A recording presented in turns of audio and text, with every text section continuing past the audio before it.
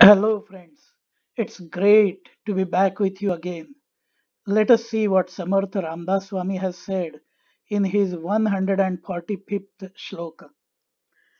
Sada vishayo chintita jivazala aham bhava ajnana janmas ala viveke sada swaswarupi bharave जीवा उगमी जन्म नाही स्वभावे.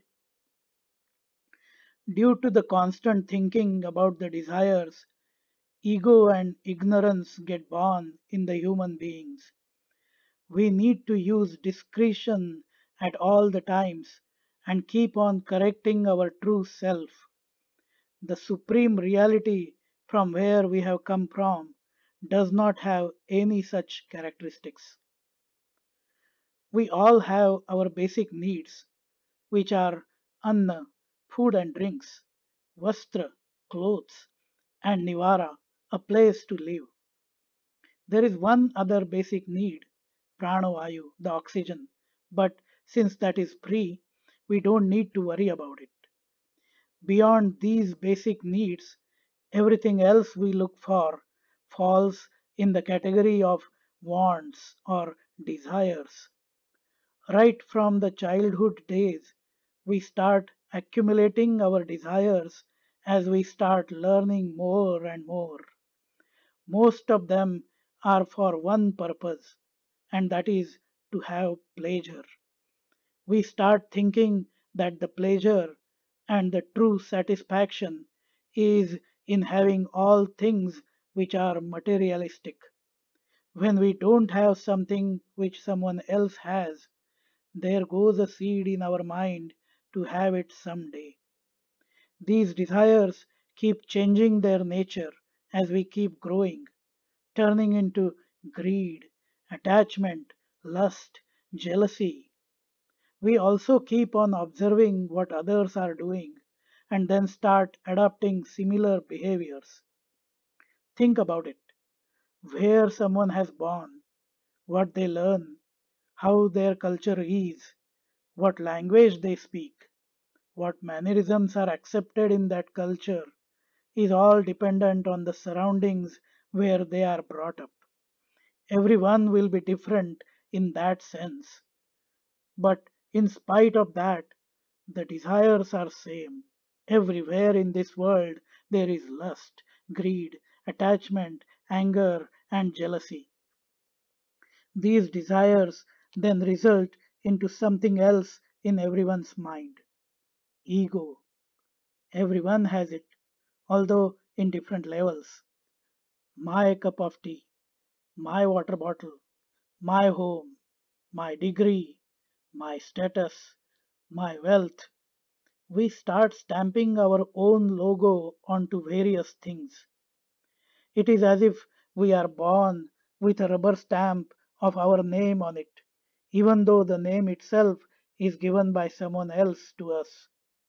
The real me does not have any name, but it starts shining through this ego. Along with that ego, our ignorance about the true self and about our connection with the supreme reality keeps on growing. The more the desires, the more the ignorance. These desires and ego keeps us taking farther and farther away from the true self. We no more can relate to our own self, but more relate to what possessions we have. Our identity changes as we get engulfed into all these desires. The supreme reality, Brahman, to which our own self, Atma, has connection with or is part of, does not have any such characteristics. It is pure, it is formless, it is pure bliss. The holy river Ganga has its origin near Gangotri, and it is extremely pure at that place. But as it starts flowing on the way towards its end in the Bay of Bengal, the purity of the water in it starts decreasing. In the same way, When we take birth in this life, we are like being at Gangotri, and then as we get older, our desires, ego, and ignorance take us farther and farther away from our origin. We all know that silver items get tarnished when they come in contact with the air, the oxygen, but most importantly, the hydrogen sulfide in the air are the cause of this tarnish. Originally, it is shiny and glossy and pure. That purity gets damaged from the appearance. Then we use silver polish and also have to rinse and rub it in order to take out the tarnish and to go back to its original shine. The amount of polish and amount of rubbing needed depends on how bad the tarnish is, which in turn depends upon how long the exposure it has to the air. Our ignorance is accumulated over the years since our birth. Depending on the level of our desires and ego, which are like the hydrogen sulfide for the silver, our level of ignorance, which is like the tarnish on the silver, increases. In order to get back to the root, our origin, our shine, we need to use the polish. That polish is nothing but using Viveka Buddhi, discrimination and discretion in everything we do. Use proper judgment and keep on removing the layers of all these impurities built on top of our true nature, the Swaswarupa. How much of this discretion, the amount of rubbing of polish will be needed, will depend on how bad we have been attacked by these enemies of the mind over these years. It will take time, but we need to start using our discretion right away.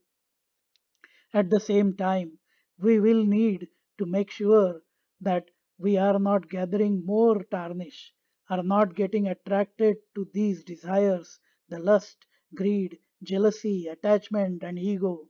Hence, we will need to train our mind to continuously use the discretion to go back to the basic needs and get away from all the unnecessary wants and desires.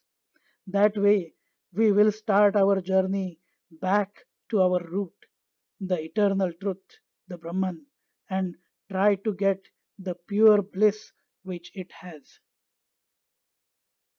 Friends, if you liked this explanation, feel free to comment and do like, share, and subscribe to the YouTube channel A Dialogue with Our Mind. जय जय रघुवीर समर्थ